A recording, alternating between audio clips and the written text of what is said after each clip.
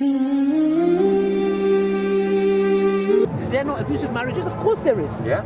Well, therefore, Islam, for example, if a woman is being physically abused in a marriage, she has a right to divorce. Now, in Judaism, I know there's something called the get. Yes. If you don't get it, now that, we don't follow that. That says if your husband doesn't give you divorce, you're married to him forever. There was a documentary I watched on Netflix about this as well. The point is, in Islam, you are allowed to get divorced, yeah? Or you can go to an imam to get a divorce. If you say, you know what, he comes home drunk, he doesn't pray his prayer, he beats me up, yeah? Sorry? It's called khula. You can get khula. Yes. So the point is that if you are in this marriage, look, it's structured. He's a provider, he's a protector. Okay, he's doing his duties. You both are doing your duties. It's a nuclear family. So therefore, if things don't work out, Allah says in the Quran, get your families to reconcile. If not, go about your own way. If you open Surah Talaq, the divorce, there's a whole chapter about it in the Quran, it tells you to go about amicably, yeah? Separate ways. So once that person is divorced, she has the right to go and get married. Yeah? There's certain cultures and societies that shun this. You're not allowed to get married. This is against Islam. You know, in Turkey, for example, a lot of Turkish men, sadly, they have this, and this is away from Islam, that if once they get divorced, they don't want that woman, and they don't want anyone to have that woman, and they end up killing her.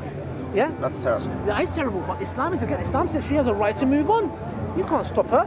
So Islam has come to regulate. So now if she's not happy in that marriage, and guess what? Islam allows, she moves on, she marries somebody else, and you know what? He's worse than the first one. She has a decision to return back to the first one. She says, you know what? Actually, you're better than him. We'll get married to him. It's up to him. She's always in a form of security. When her husband divorces her, she's got her father.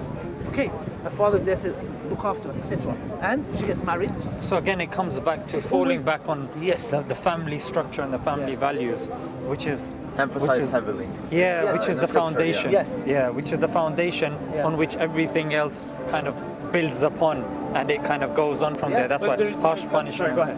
No, Please, go ahead. no. I talk too much. Well, I've there's fed an on listening to assumption him. therein that having kids and being married will always make you happier Yes. than not having kids and being married. And Yes. look, I worked at a grocery store before. I talk to people all the time. A lot of them open up in ways that they wouldn't necessarily around people they know. Yeah. And I can tell you countless times, people have told me they were happier once they got out of their marriage, that they wish they hadn't had kids. I hear this all the time. And I know. Why would it? Okay, one second. For a mother to say that she wished she never had kids is a very big statement. It is. For a mother with a motherly instinct, because she can have a problem with her husband, but to say I wish I never had kids. There's a few things. I would say the instincts we were born with are always right. No, right? not really. What I'm saying is that motherly instinct, we can see without nature and within, mothers, yeah? What I'm saying is, for her, she can have an issue with her husband, yeah? Okay, a lot of people have an issue with their husbands or their wives, yeah? But the point is, why would she say, I wish I never had kids? On what basis? Is it because the husband has treated her like rubbish and the kids are a barrier for her moving on? Maybe she can say in that aspect that, okay, you know what, if I didn't have kids, I could have moved on easier. Yeah, there's actually so many variables. I mean, it could be, the explanations I've got have been for Okay, no, but why? Look, if you're in a house where your husband is a good person, you have healthy kids, why would somebody in their right mind be like, I don't want this now? Now, if the issue is related to the opposite, the partner, which is usually the case, that's fine, get a divorce. What's that got to do with your kids? Why are you hating your kids because of him? No problem. I can't get along with you, I would like to divorce, no problem. I'm going to go and seek somebody that makes me happy. Why? What's that got to do with the kids? I don't understand what's that got to do with the kids. Well, I wasn't speaking just to marriage. Yeah. I was also speaking to children. Not necessarily as the same issue. You know what I mean? So what, the children say that they... No. So there have been times where I've met someone and they've said, I wish I didn't have kids. So when totally separate of when a woman's pregnant, Exception to the rule. when a woman's pregnant, that's what I can say. yeah, no. There's Exception to the rule. There's other things. Generally, it's not. You have these odds. Yeah, of course, definitely. Well, is there women that do that? But 100%. my point is if it's a second, if it's an exception, let's say, why should we always expect people to do that? Like have children to get married? Look, let me give you an example, yeah? So what he said is correct, that if all the variables have been treated Islamically and justly, well, they're both the same. So Islamically, then these issues technically would not arise. What I mean by this is, let's just say a woman's come to the grocery store. She's unhappy with her life. Has she had an argument with her? Is she living with her in-laws? Is that a cultural thing or is that an Islamic thing? Yeah? Has she had argument? Is that child disabled? Because the statistic of many children being born with autism is actually rising exponentially, actually. Yeah, there's a lot of issues happening. I personally know, off the top of my head, of the 10 families that I know, at least 4 or 5 families have a disability in the home. And that immediately puts the family, there's so many strains on that family, in fact. Yeah, and is that child very small?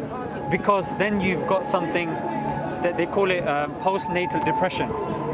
Is that parent going through postnatal depression?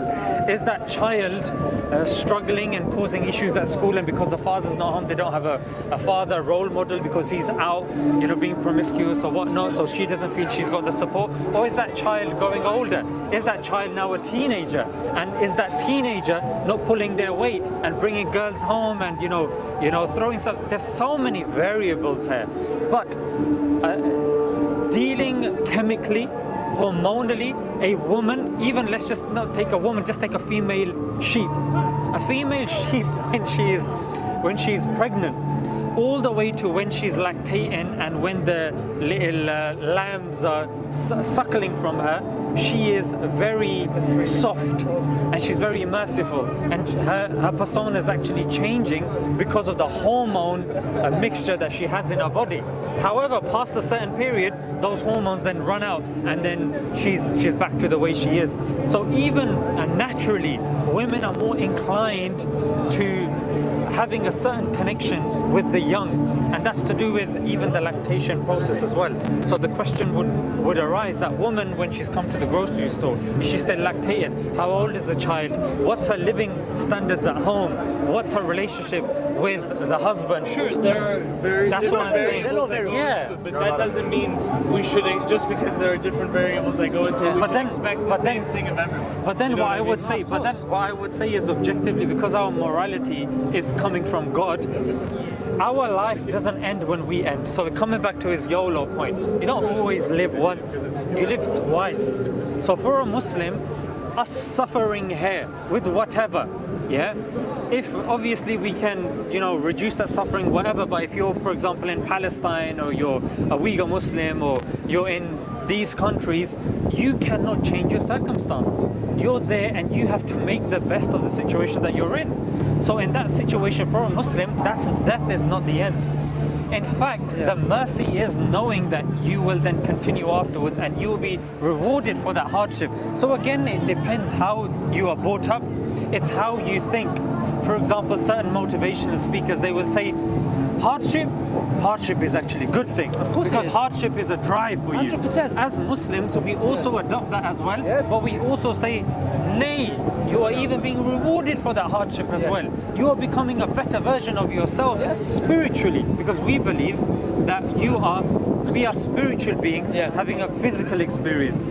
But a liberal atheist will say, no, we are physical beings having a somewhat transcendental experience. So we're sometimes looking past each other, and that's why it comes back to this issue is an issue of the root rather than the leaf.